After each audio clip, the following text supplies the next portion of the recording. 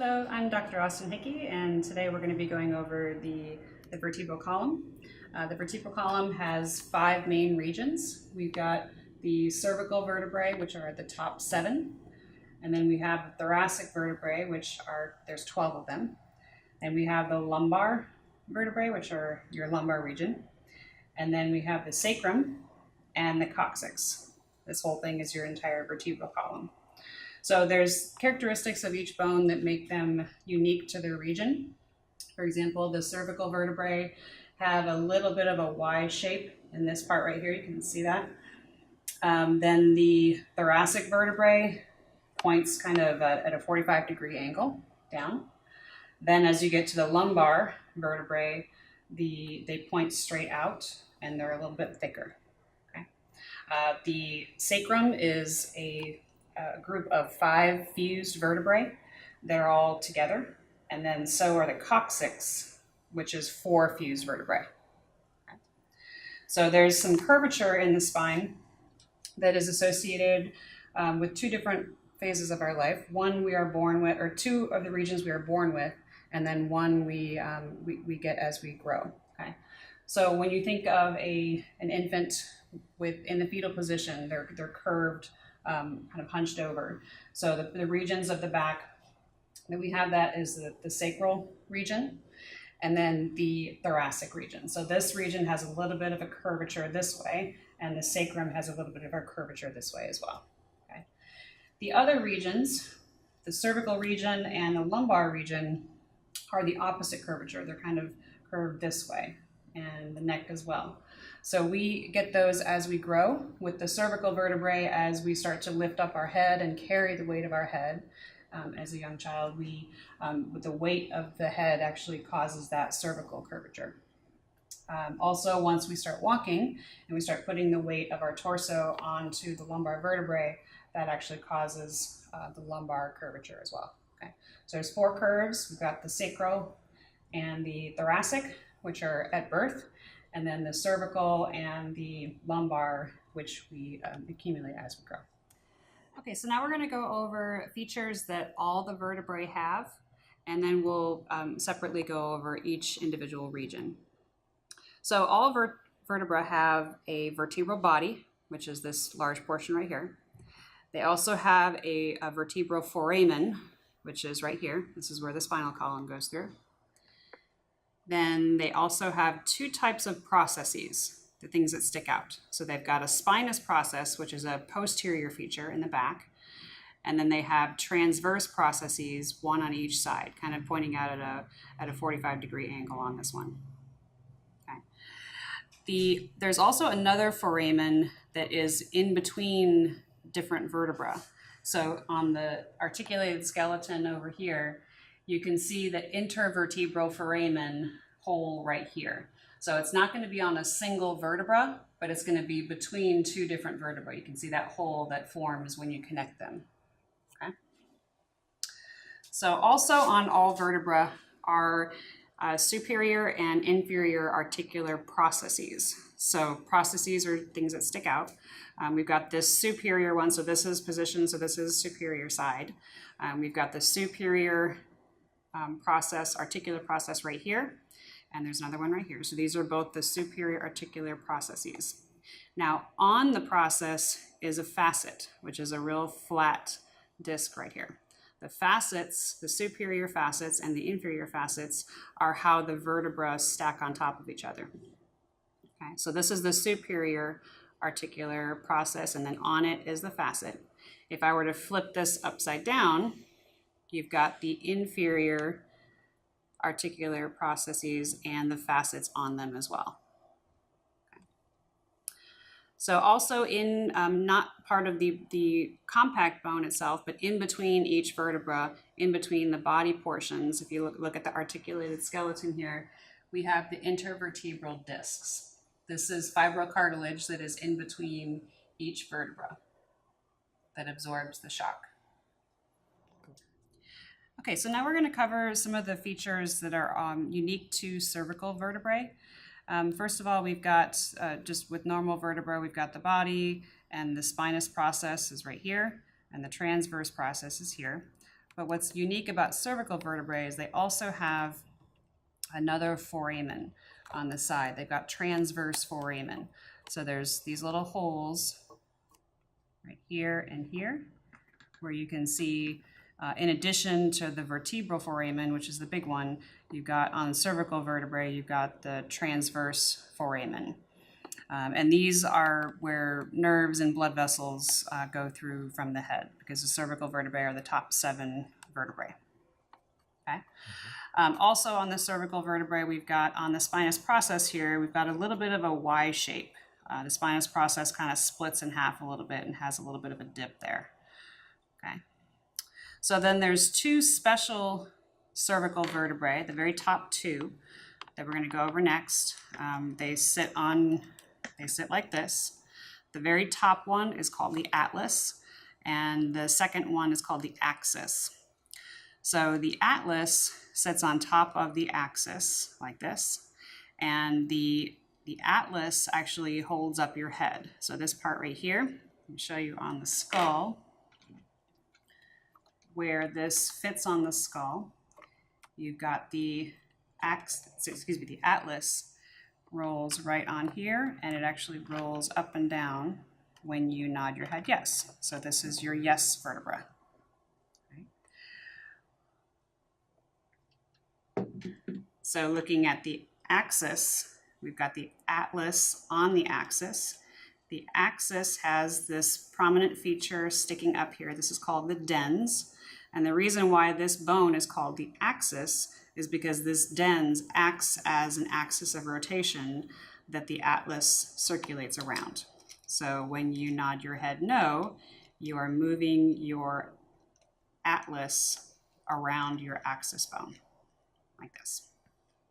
Okay. So these 2 are very special. The top 2 cervical vertebrae are so special that they have their own name.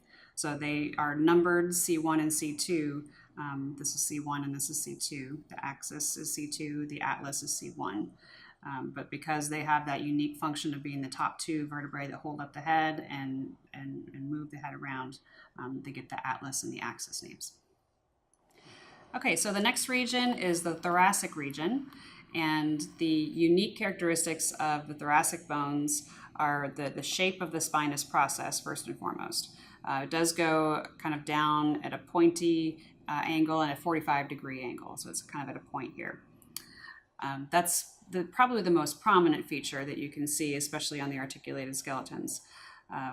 The other feature, because the thoracic vertebrae are what the ribs attach to, there's an additional facet on the transverse process that the ribs attach to. So there's just a little flat region on that transverse process there that lets you know that that's a thoracic vertebra because it attaches to the ribs. Okay. So the next vertebra region we're going to cover is the lumbar, which is the very, getting closer to the bottom, not the very bottom. One thing you'll notice about the lumbar vertebrae is that the body is very big. It gets bigger and bigger as you go down because you're carrying more weight from the torso. So it's just a larger portion to hold that weight. Also, the spinous process, you'll notice that sticks straight out, whereas with the thoracic vertebrae, it kind of sits at an angle like this. So you can see the difference in the spinous processes between the thoracic and the lumbar here. Okay. Now the lumbar vertebrae, the very bottom one, the L5 vertebra, articulates with the sacrum. So this is the L5 vertebrae, and then it articulates with the very top of the sacrum, as you can see here. Another way to look at that is using the sacrum bone here, and this is the vertebra, and it articulates like this. So there's a little piece of the fibrocartilage in between. Okay, so now we're going to do the thoracic cage, which includes the ribs, the sternum, and the cartilage. All right. So the sternum is your chest plate. That's the bone right here. When we are born, when we're first born, these are actually 3 separate bones. So this whole thing is the sternum bone as an adult, but when you're born, you actually have a separate manubrium region. There's actually a joint right here when you're born. This is the manubrium, and then this is just called the body. And then this pointy part right here is the xiphoid process. Okay? So the sternum, as you can see here, there's cartilage here, and then the ribs are here, but the ribs do not actually directly connect to the sternum. They have a little bit of cartilage in between them. So when we're talking about all the ribs are actually classified into three different categories. Actually, two different categories, true and false, and then the false ribs have two subcategories, okay? So the top 7 ribs are called true. So true meaning that it has a direct cartilage pathway to the sternum. Okay, so all of these have like their own pathway straight to the sternum. So the top 7 are true. So if you go 1, 2, 3, 4, 5, 6, 7, all of these above are true cartilage, or excuse me, true ribs. So when you go below number 7, so we have 8, 9, and 10 here, these do have cartilage connected to the sternum, but it's an indirect connection. So these 3 have to they have cartilage here, but then they kind of have to merge with somebody else's cartilage to get up there. So because of that indirect connection to the sternum with the cartilage, these are considered false ribs, okay? Then you have 2 ribs below that, turn it around here, that don't have any cartilage at all. As you can see, this rib here and this rib here, it's a very tiny rib, but this is a rib. These bottom 2 ribs are called floating ribs. So these are also false ribs because they don't have their direct connection to the sternum. So these are the false ones, these 2 here. And these are also false, but they do have an indirect cartilage connection to the sternum. Okay, so we're going to go over the thoracic cage. Just as an overview, we've got the thoracic cage here around the heart and the lungs. We've got the sternum here, and we've got costal cartilage here. This is also hyaline cartilage. That's the type of cartilage that it is. But anything pertaining to the ribs is called costal. So this is costal cartilage here. We've got in the upper region here, we've got the pectoral girdles. So we have the clavicle here. We've got the scapula here in the back and the humerus here. So getting back to the thoracic cage, we have a lot of this cartilage here that connects to the ribs, and this cartilage is very flexible. It bends, so we can actually expand our chest using this type of cartilage. It allows for free movement. Okay, so we're going to go over the pelvic girdle, and we've got a male pelvis and a female pelvis here. We're going to go over the distinction there in a minute. So with the girdle, this just shows how the coxal bone is articulated with the sacrum. So the coxal bone, this is the big top portion here. This is the ilium portion. This is the iliac crest here. Then on the bottom, you've got the ischium portion of the coxal bone. So then when you see them articulated or put together like this, there is a piece of fibrocartilage right here called the pubic symphysis. The pubic symphysis absorbs a lot of shock because a lot of weight goes onto this pubic symphysis. So this is a big cartilage piece here. Also, we've got the joint between the coxal bone and the sacrum. So this joint here is called the sacroiliac joint. All right. Also visible on this articulated pelvis is the intervertebral discs in between the lumbar vertebrae here. So looking at the difference between men and women and how their pelvises are featured, we've got 2 main differences. We've got this angle right here between the 2 pubic areas of the bone.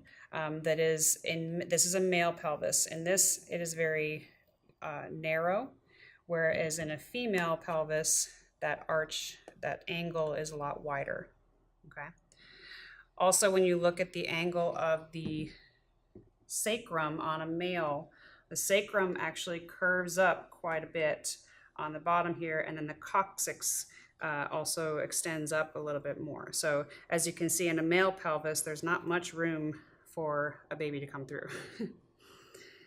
Versus the female pelvis, you've got the sacrum is angled back a little bit more, and the coxal bone is also angled back a little bit, so that when you see that this hole is much bigger. And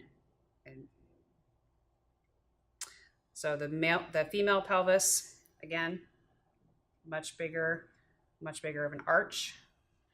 And the male pelvis has a much narrower arch, and also the sacrum and the coccyx is curved up quite a bit more.